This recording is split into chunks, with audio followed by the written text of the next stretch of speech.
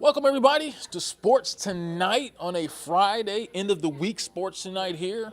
I'm sports producer Scott Pennyman. We're here with Brett Gilbert, the super producer, Brett Gilbert. Super producer. The I like producer of the that. universe, the Maybe not producer that of this much. show. Yeah, I do that much, not the universe. I believe in having great introductions, man. Yeah, I was like going to to- say, you really like to amp up whoever's on here with you. You give Fred a different title every week. I grew up inspired by the great announcers like who's the boxing announcer? Can't think of his name. The great. Let's get ready. Michael Buffer. Oh, yeah. Michael Buffer and the great Yeah. Mean Gene Okerlund from the WWF, man. I mean, guys like Mean Gene can make like a regular, simple wrestling match seem like the greatest match of the century. Right. So those guys were my inspiration. Yeah, no, when he rolls off like a list of titles, it sounds like a Game of Thrones character or something. Every boxer, every wrestler's got like 30 titles before their names. Yeah, Michael that's Buffer, awesome. man. Michael Buffer, Jimmy Lennon, all those guys, man. Cool. Well, look, let's dive right into it. So, the Georgia High School Football Hall of Fame, right? I mean, so this is their second year in existence. Oh, are we doing that first? I thought we had our game 4 of the Oh, finals. I'm sorry, tonight Game first. 4. I'm jumping all ahead, man. Let's go to Game 4. I couldn't see the screen. I'm sorry. No, you're good. I was gonna say I got the screen close to me. Scott right, can't cool. really see the All right, cool. Let's the jump rundown into it. order. Yeah, so we got Game 4 of the NBA Finals tonight. Nuggets up 2-1 on the Heat. It's in Miami tonight. And to me, Game 4 of any series is always the biggest swing game because obviously if you're the Heat, you're either, especially if you're at home, you're either winning at home, evening up this series, and then it's a 3-game series and anything can happen, or you're going down 3-1 and you're going back on the road to Denver facing elimination. I mean, that is it. There's a massive difference in those two scenarios. So tonight's game, I mean, obviously every game's huge, but tonight's game even more so is like the most decisive game we've seen to this point. I can see where you're going with that. At first, I never really thought of an NBA playoff series as Game 4 being it's one of the huge. most important, but I can kind of see where you're going with that. I always thought 3 and 5, since those were kind of the swing games there. But yeah, I can really see it, especially in this series. When you look at it, the ball is literally and figuratively in Miami's court, right? Because when you look at every game's kind of been back and forth in this series. Game 1, Denver got control of that game pretty early, put that game away. It was kind of a anticlimactic game. Right. And then sort of in Game 2, Miami they stole that one on the road. They came in and played with a little more intensity than Denver did. It looks like they caught Denver kind of off guard late in that game. Yeah. And they stole that one from Denver. Game 3, the Nuggets came in, restored order. They look like the more dominant team. They look like the more talented team, and they played like it in Game 3, and they took control of that game in the second half, finished it strong. So, yeah, I mean, I think everything is really back in Miami's court here. You know, it's kind of their turn, right? It's their turn to make the adjustments. Yeah. They got Eric Spoelstra. It seems like after losses, he does a really good job of making adjustments. I fully expect the Miami Heat to come out prepared tonight. I think they'll play a lot better than they played in Game 3. I think they'll have a stronger effort from Jimmy Butler, who was kind of upset that, you know, defensively he kind of let Jamal Murray do his thing. I mean, Jamal Murray really had a big game. Yeah. In Game 3, I'm sorry. So, yeah, I mean, I look for the Miami Heat to play a lot better game than they played in Game 3. And it wouldn't surprise me if they find a way to win this game, honestly. It wouldn't be either. You know, I was kind of looking at the series as it's gone tonight. I was kind of looking back at the box scores and stuff. And we haven't really had a game where Jimmy Butler has just had one of those Jimmy Butler playoff games. And it feels like tonight would be that game. You know, he always, every time you seem to be like, the Heat might be kind of done here, he just explodes and does things that only playoff Jimmy can do. And it just feels like tonight would be the stage for that. But I mean, I don't know. This Nuggets team is so good. You know, Jokic, that entire roster is just so good. But I don't know if there was going to be a time where you like start to kind of fall asleep on the Heat, and then bam, you remember why they're here, why Jimmy can just do it at any point. It feels like it would be tonight. Well, don't call him playoff Jimmy. I saw after Game 2, he's like, look, man, playoff Jimmy is really not a thing, all right? I mean, I'm not that guy. Well, I think what he was trying to say is... What do you mean you're not that guy? Well, I think what he was trying to say was, look, he's not the kind of guy who's going to score 30 or 40 points, and you can't measure his performance in the game based on how many points he scored. But, yeah, I mean, I think you're right. I think this is one of those games where he's got to come out and be aggressive offensively. I think he's got to look to score, look, he's the kind of player, he's not what you would consider to be a dominant scorer, No. but he certainly is able to score when they really need it. That's the thing. Right. He's right. He's not going to drop 40, but he will go on a run where it's just 8-0 Jimmy Butler by himself for 2 minutes straight in the fourth quarter. I mean, that's the type, you might not put up 40 points, but if you can do that in the fourth quarter in a close game, you're winning your team a game. Right. And I think for Miami, too, part of how they got here wasn't just Jimmy Butler. It was those other guys like Gabe Vincent. It was guys like Martin. Those sort of guys really stepped up for them, especially from the outside and from the perimeter. That really hasn't been there as much in this series. I know those guys have kind of come down to earth a little bit in this series. So I think that's going to also be needed for Miami to be where they need to be, is those role players, those ancillary parts.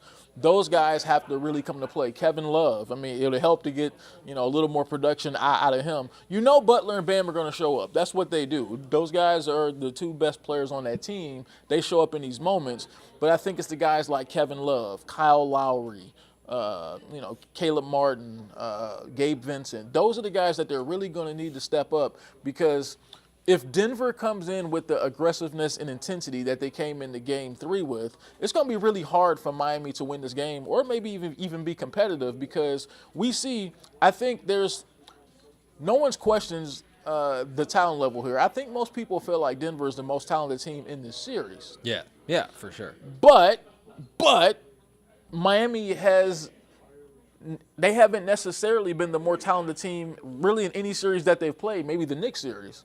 So Miami Heat can overcome a lack of talent. They've done it before, and they could do that with how hard they play. But I think we mostly believe if Denver comes in focused, even if Miami plays hard, they're probably going to be too much. Yeah, I mean, they're so, their 1-2 punch is just so good. It's better than Miami's 1-5 punch probably, which is why what you're saying, you need a full performance from every guy, 1-5, probably 1-6, 1-7 on that Miami roster, just to combat what Jokic and Murray are going to do to you. I mean, we saw that in the last game. And I do want to talk about that before we move on. Mm-hmm. Jokic posted the first ever 30-point, 20 rebound, 10 assists, triple-double. I don't know if that was first ever in the NBA Finals or in the NBA playoffs overall. Either way, crazy performance. And they asked him about it after the game, and he said, quote, "People are always trying to tell me my stats, and I'm trying to say it's team basketball." And you hear that type of thing from a lot of guys in the league. You ask them, you just had an amazing triple-double, double-double, whatever it is. Sure. And they're like, oh, it's just the guys around me, good team basketball. But it feels like Jokic is the only guy that, really believes that. I don't think he cares about his stats at all.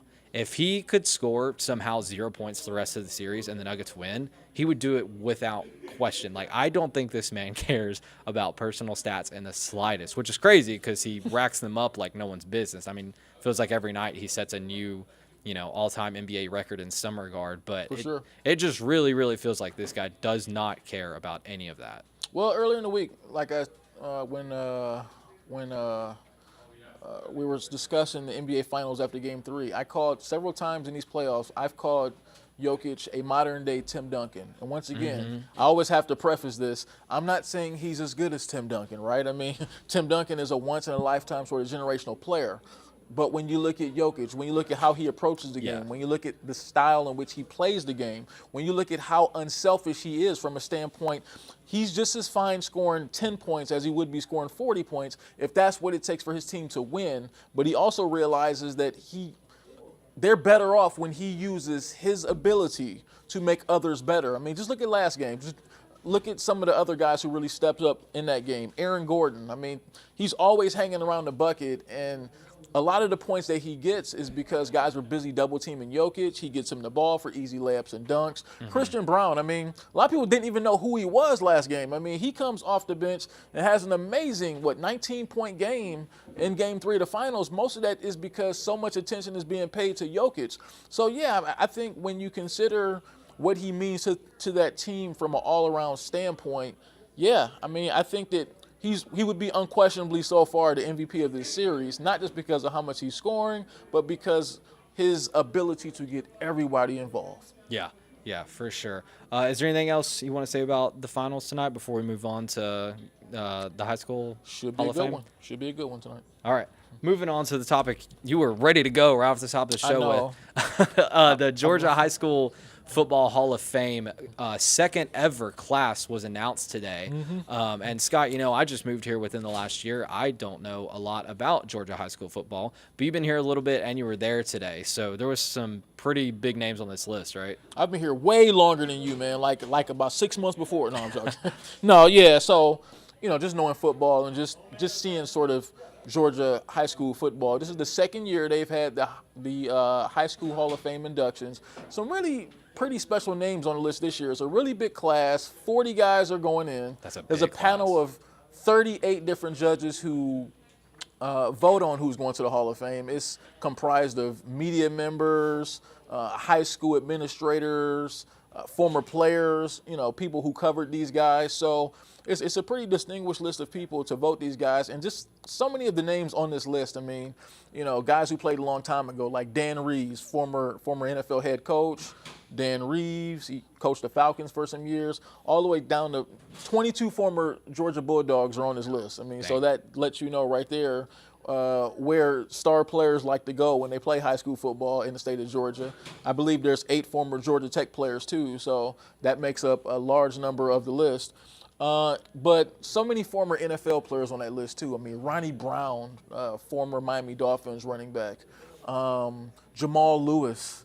I mean, we're talking about, 10, 11,000 yard back there in Jamal Lewis. I mean, just so many great names. The most forgotten about 2,000-yard rusher. People forget he rushed for 2,000 yards in a season, and there's only been 7 other guys to do that, I think. Hey, look, I don't forget that very well because, as you know, I'm a Cleveland Browns fan, and he hit the Browns for about 500 that year.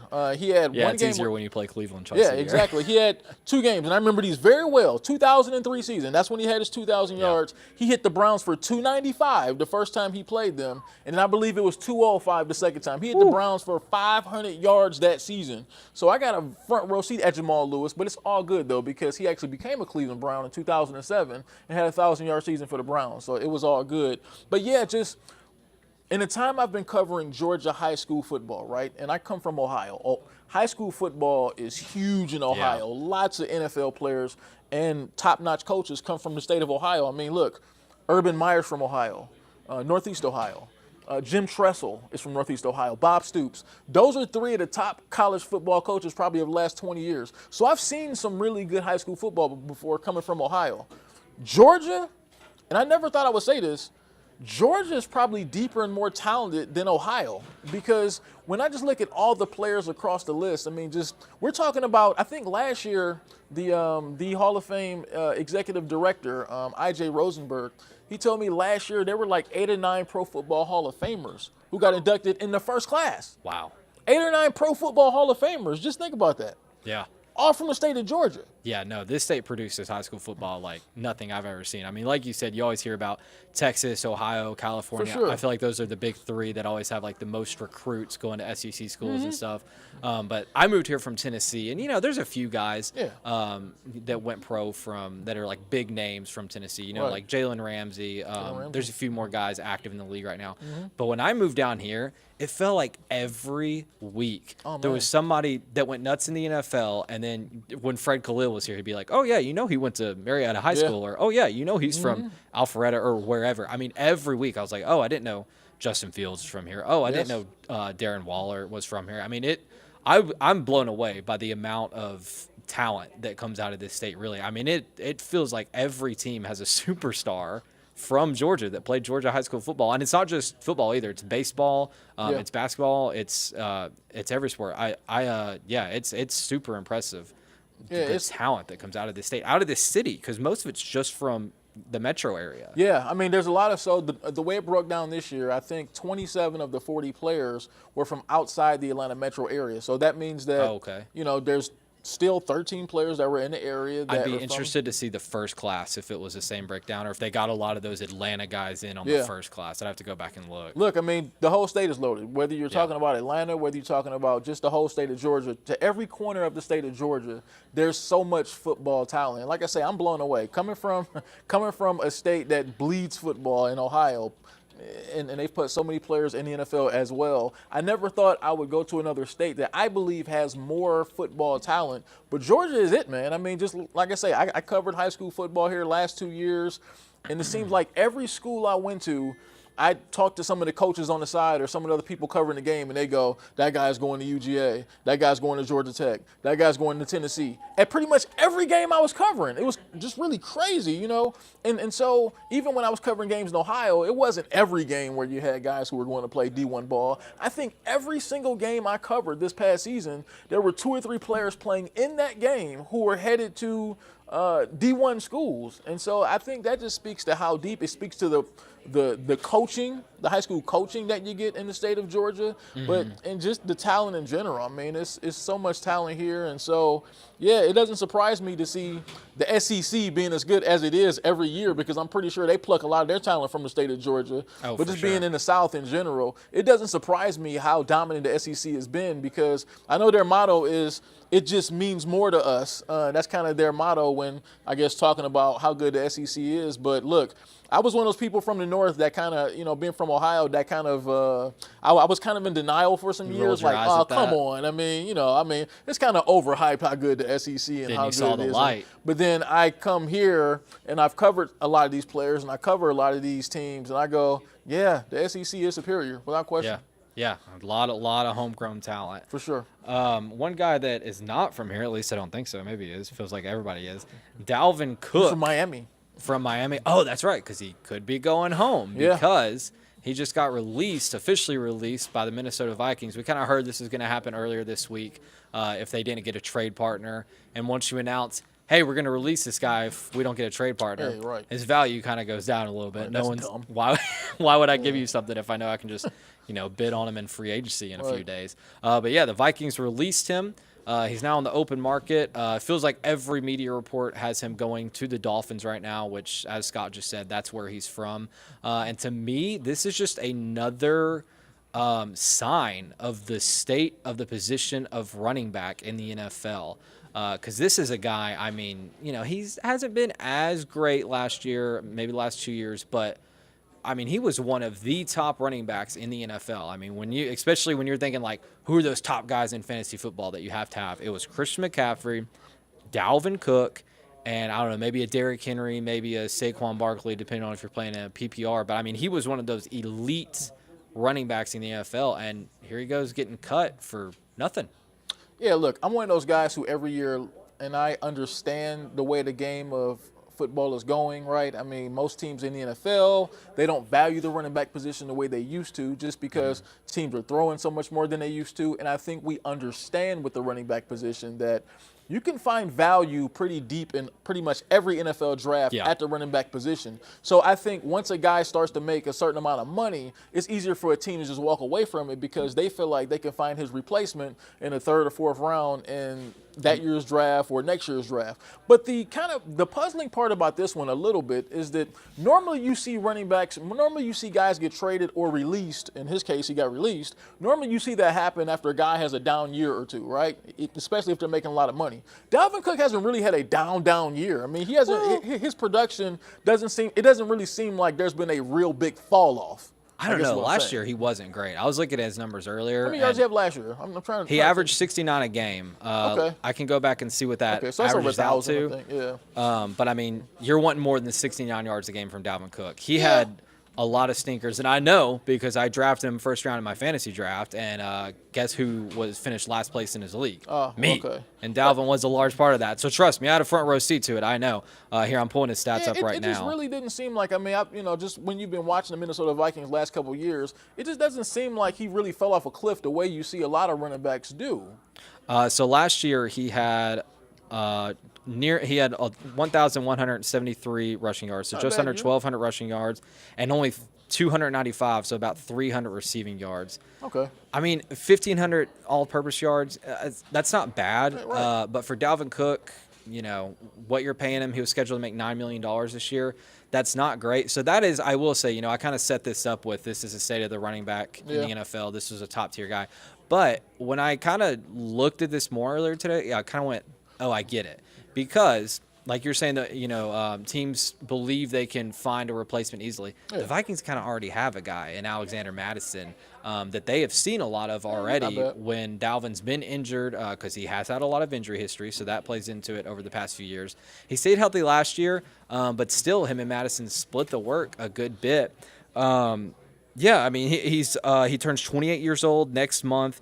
Yeah, I mean, he's made Which isn't too old. I mean, 28. I mean, normally 30 is the magic number when it comes to running backs. I mean, 28, a guy still may have a quality year or so. He could, yeah, he could. And I don't think he's going to go to Miami or wherever he goes and just, like, do nothing. I think he's still going to be a serviceable, good back. I think last year probably was a down year. He'll probably do better wherever he goes. But I get moving on from a guy that you owe $9 million to when you can look at his backup and say, we'll probably get 80 at worst % of the production that Cook gave us. You probably get a lot more than that. It's probably not that much of a drop off from Cook to Madison, and you're going to get an extra $9 million or so to go shore up whatever position you'd like. So, I mean, I get the move. I really do from that standpoint. Would you like to get something for him on the trade market?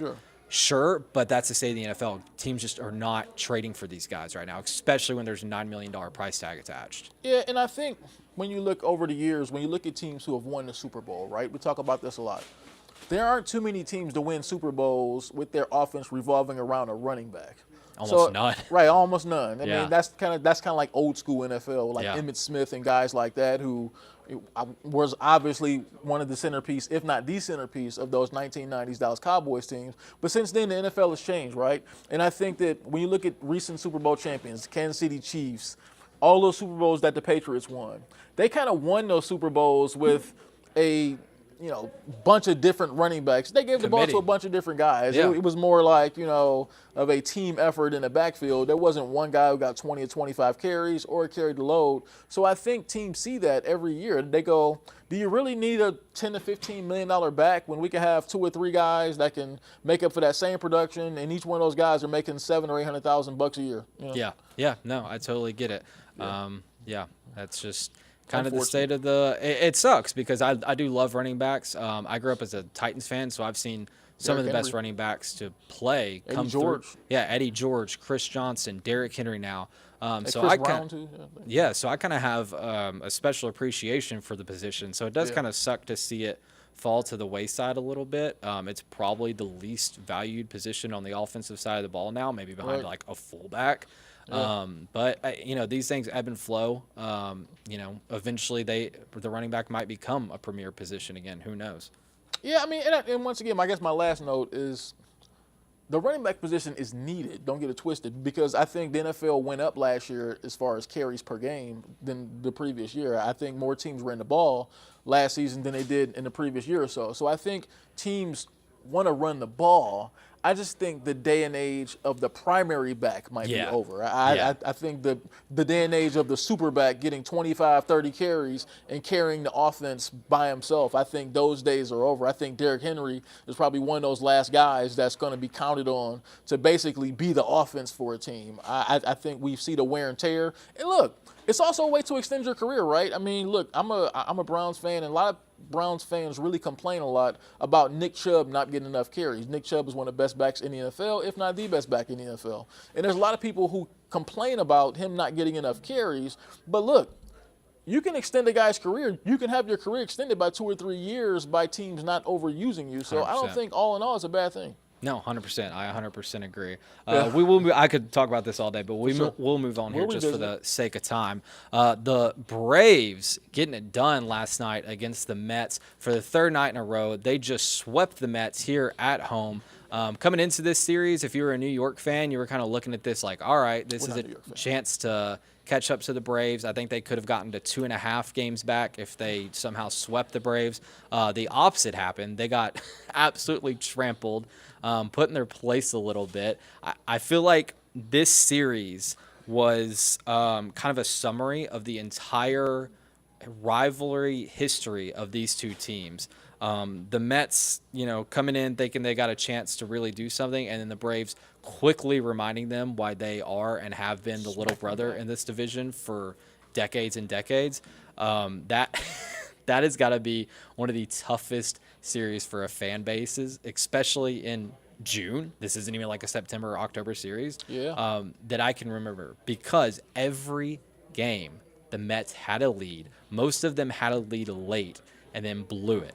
I saw a comparison of the like ESPN win probability charts where you see the line go up. Yep. Every one looked like a giant hill. It went up in the Mets' favor. Mets had like an 80% chance plus to win the game, and then everyone went whoop in about the 8th inning, and the Braves stole it.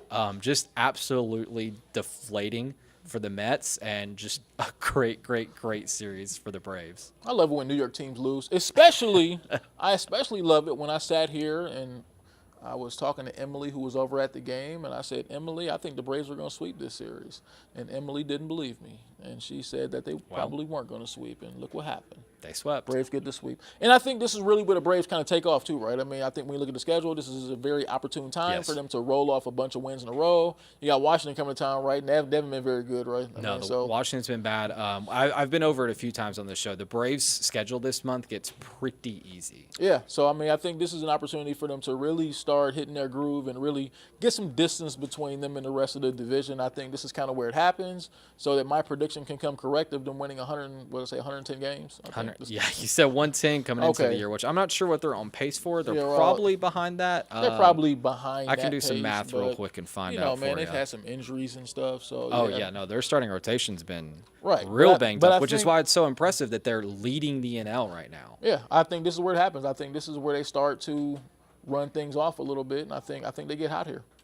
I'm doing math really quickly to see what they're on pace. Oh, man, if I was doing math. They're on pace to get 99 wins, so that'd be 99 and 63. So, I mean, that it's behind, but if they got hot, have a real good June or real good July, they could get on pace for your 110. We got a whole summer coming up. It's not even summer yet. Yeah, hot Atlanta, get a little bit of that home field advantage. Other teams coming in not used to that. You get your rotation back. And by the way, balls fly harder and further in hot weather. And this is an interesting stat I want to bring up real quick before we get out of here. I'll go ahead and say this is my what's on your mind. That's cool. For tonight. Let's go for it. Mark Bowman, MLB writer, or a writer for MLB.com. He does really good stuff. A lot of Braves fans probably know him. He tweeted this out earlier today. This is the most balls hit over 110 miles an hour by club. So which teams have hit the most balls over 110 miles an hour? So this is in ascending order. So you have the Blue Jays at 37, Yankees at 40, Angels at 44, and then the Braves have hit the most in baseball at 92. Swinging those bats. So the Angels are second with 44 balls hit that hard. The Braves have more than double that at 92 hits over 110 miles an hour.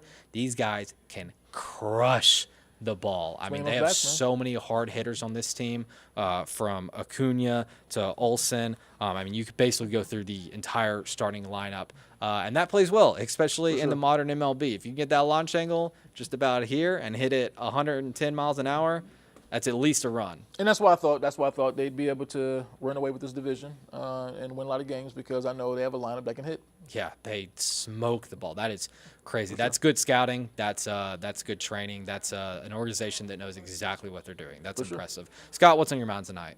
What's on my mind? Hey, I floated this earlier. Viral picture of former Harrison High great Justin Fields working out with Michael Vick this offseason, all right? I mean, I guess it's kind of like the Spider-Man meme, right, where they're both looking at each other. It's like the same guy looking at the same guy. Yeah. So, yeah, I mean, I think that's interesting. I mean, Justin Fields, first couple seasons with the Bears, I mean, hasn't won a ton of games, but really sort of took off last year, especially as a runner. But if he can, sling that ball around like Michael Vick used to, former Falcon Michael Vick used to, it could get really fun up in Chicago for the ATL native. Yeah, that's cool. There's probably a few things he could pick up from Vick and that he could translate into his game pretty well, because that kid can run. Absolutely, yeah. Well, Scott, it's been fun, man. I think, we're definitely out of time. That's cool. Let's get out of here on a Friday. Let's go. All right, let's go. Weekend. See you guys back here Monday. See you next week. Yeah, we'll see who wins Game 5 tonight, or Game 4 tonight. Tune in.